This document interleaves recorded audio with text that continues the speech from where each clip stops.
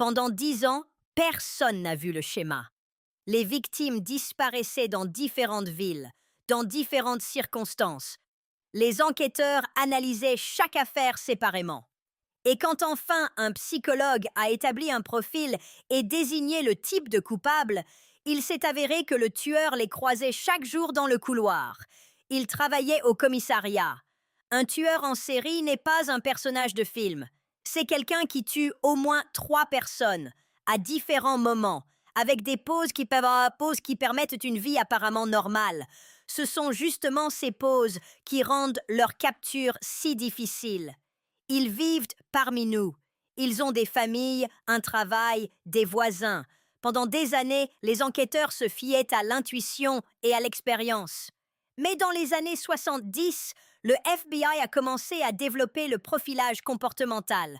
Au lieu de deviner, ils analysaient les schémas, le mode opératoire, le choix des victimes, la scène de crime. Chaque détail construisait un portrait psychologique du coupable avant même de connaître son identité. Le profilage divise les tueurs en série en 3 catégories. Les organisés, ils planifient, contrôlent la scène de crime, laissent un peu de traces. Les désorganisés, ils agissent impulsivement, chaotiquement. Et les mixtes, ils combinent les traits des 2 types. Chaque type exige une stratégie d'enquête différente et chacun laisse une signature psychologique distincte.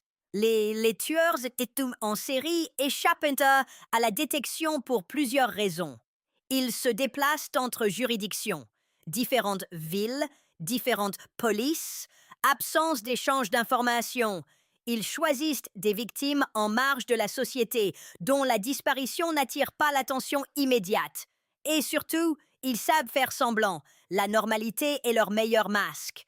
Ted Bundy était séduisant, éloquent, étudiant en droit.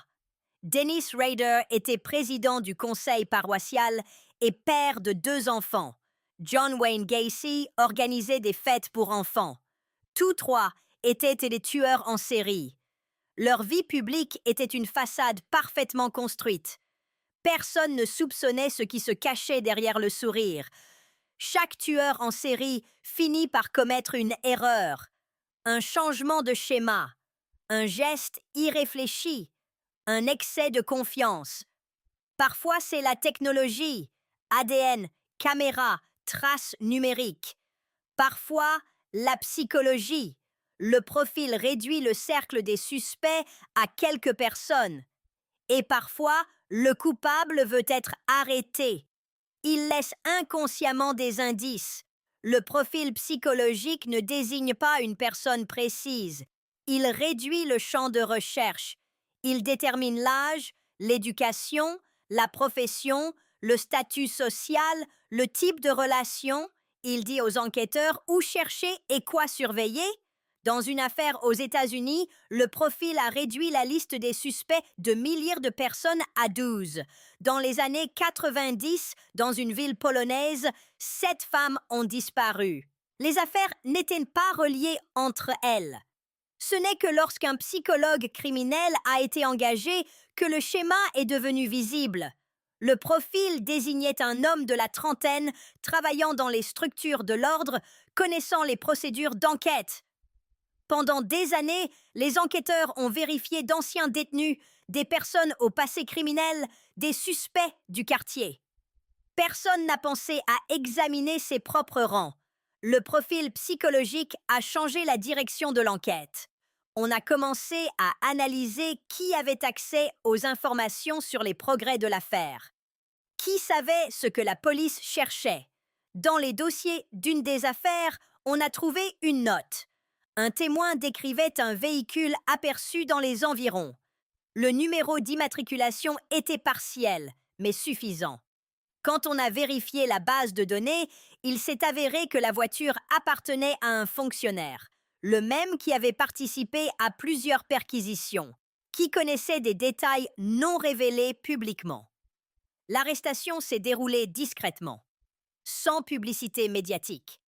La perquisition du domicile a révélé des trophées, des objets appartenant aux victimes, des journaux intimes avec des descriptions, Le coupable menait une double vie.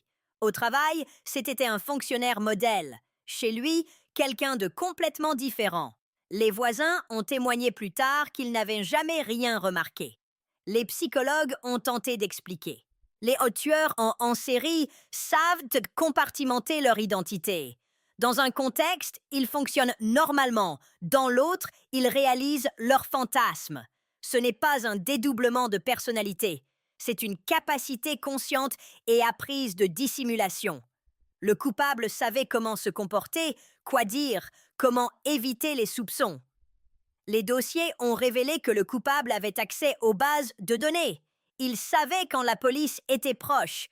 Il pouvait manipuler les informations, orienter l'enquête dans la mauvaise direction. Sa position lui donnait un avantage qu'aucun autre tueur en série n'avait. Il avait toujours un coup d'avance, jusqu'à ce que la psychologie construise un piège qu'il n'avait pas prévu. Le coupable a été condamné, mais le procès a soulevé plus de questions que de réponses. Combien de temps cela a-t-il duré? Y avait-il d'autres victimes dont les corps n'ont jamais été retrouvés?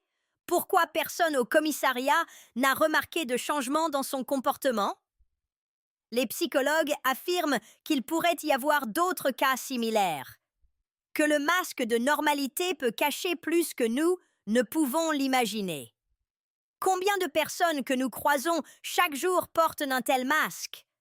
Combien d'affaires criminelles restent non résolues parce que le coupable connaît le système de l'intérieur? Le profilage psychologique donne des outils, mais pas de garantie, car le plus difficile est de détecter quelqu'un qui sait ce que vous cherchez. Laissez en commentaire, pensez-vous que le profilage devrait être standard dans toute enquête?